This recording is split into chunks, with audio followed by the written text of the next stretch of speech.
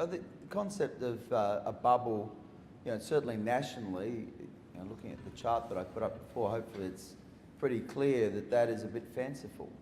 And, if you look at Perth right now, it's really not showing any price increases with the read-through from the pullback in mining capex. It's not collapsing because it's still got high migration and it's still got quite a lot of infrastructure spend that the state government's focusing on, and a fairly broad and vibrant economy for that matter.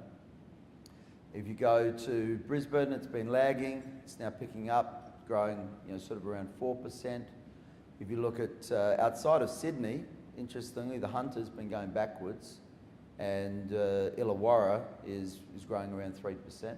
And Melbourne, outside of the CBD, is growing at about 4%. And as I said, that's just inflation plus population growth. And that's on top of an undersupply. And so I think it's important to put these things in context. And ultimately, clearly housing is one of the largest asset classes in the country.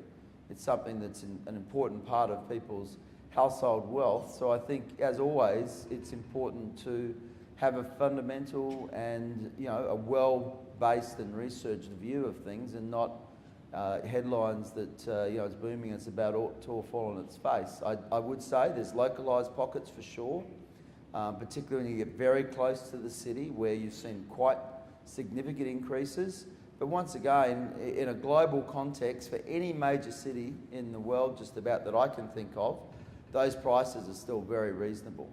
And for the professionals that are living there, typically, or anyone that's living, I don't want to say professionals, artists, whatever they might be, that's where they choose to live, and quite frankly, they can afford to be there, obviously. Otherwise, they'd be living somewhere else. So, look, I don't know. Obviously, there is areas where you've seen foreign purchases, and I don't think that's the dominant participant either, for what it's worth. But clearly, it is important that there is housing available for Australians, and tightening up the FIRB rules and some of the macro-prudential measures that Bill mentioned, would be quite sensible. They're not going to derail the market.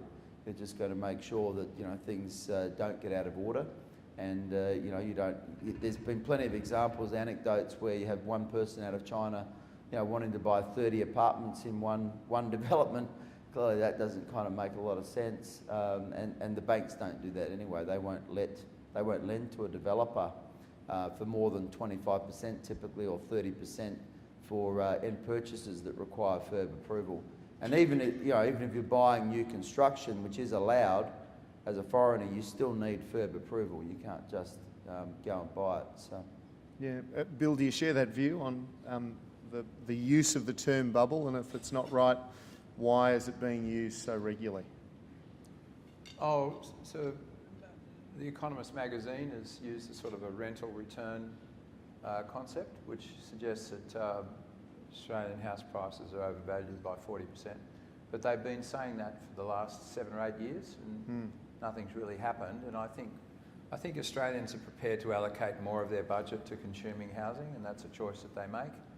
And that's and as Mark pointed out, all the affordability measures at the moment show that affordability is very, very, very strong. So sort of the proportion of your income that you have to allocate to servicing a normal loan.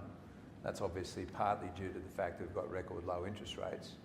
But even given the likely interest rate profile, those numbers are unlikely to move too far into the sort of levels that would create the sort of strain that would lead to a bursting of a bubble that doesn't exist.